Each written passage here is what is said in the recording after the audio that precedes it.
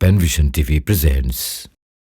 পাবনা থেকে নজরুল এক ভাই দুটো প্রশ্ন করেছেন। তিনি স্বপ্নে দেখেছেন তার পিতার সাথে বা মৃত বাবার সাথে তিনি স্বাভাবিক কাজকর্ম করছেন।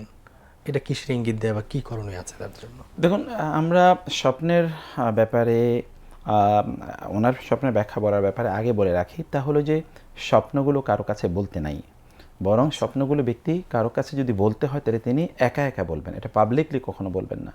কারণ স্বপ্ন বলার কারণে কত ভয়াবহ ঘটনা ঘটেছে আমরা সূরা ইউসুফে দেখেছি।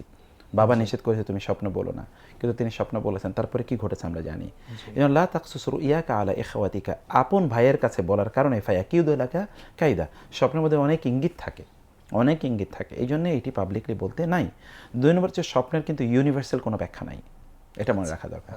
স্বপ্নের ব্যাখ্যা ব্যক্তি করেন তার নিজের ইনটুইশন অথবা তার যে একটা ন্যাচারাল নলেজ বা ইন্ট্রিনসিক নলেজ, তার উইজডম, এর উপর ভিত্তি করে তিনি উইজডমটা কোথেকে নেন, তিনি কোরআন এবং হাদিস থেকে বিভিন্ন রেফারেন্স নেন। কারণ কোরআন হাদিস এরকম অনেক ঘটনা আছে, রাসূল সাল্লাল্লাহু স্বপ্নে দেখেছেন, নবীরা স্বপ্ন দেখেছে, এরকম অনেক ঘটনা আছে না কোরআন সুন্নাহয়, সেগুলো থেকে কিছু সূত্র নিয়ে তারা এটা ব্যাখ্যা করেন। এবং এই জন্য ইবনে সিরিনের যে স্বপ্নের ব্যাখ্যা বলতে যে বইটি বলা আছে, এটা ইবনে সিরিনের লেখা নয়, এটাই নির্ভরযোগ্য কথা, এটা অন্যরা তারা প্রচলিত যে কিতাবটি। এটা হলো 2 নম্বর বিষয়। আর 3 নম্বর বিষয় হচ্ছে এখানে দুটো ইঙ্গিত থাকতে পারে। একটি ইঙ্গিত হচ্ছে ব্যক্তিকে জানতে হবে, ওনার ব্যাপারে আমরা বিস্তারিত জানলে আমরা ব্যাখ্যাটা বলতে পারতাম। 1 নম্বর হচ্ছে উনি যে কাজগুলো করে যাচ্ছেন কাজগুলো ভালো করছেন, এরকম একটা ইঙ্গিতের মধ্যে আছে, কিন্তু কাজটা কি করছেন আমরা জানি না।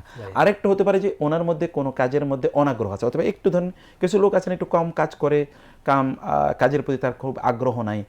আপনার যদি এরকম হয় যে আপনার কাজের প্রতি আগ্রহ নাই, তাহলে হয়তো আপনার কাছে একটা ইঙ্গিত আছে না আপনি কাজে আগ্রহী হন, অথবা আপনি কাজে আরেকটু অ্যাক্টিভ হন, এরকম বিষয় আছে। অতএব দুইটার যে কোনো একটা আপনার সাথে আপনি মিলিয়ে নেন প্লিজ।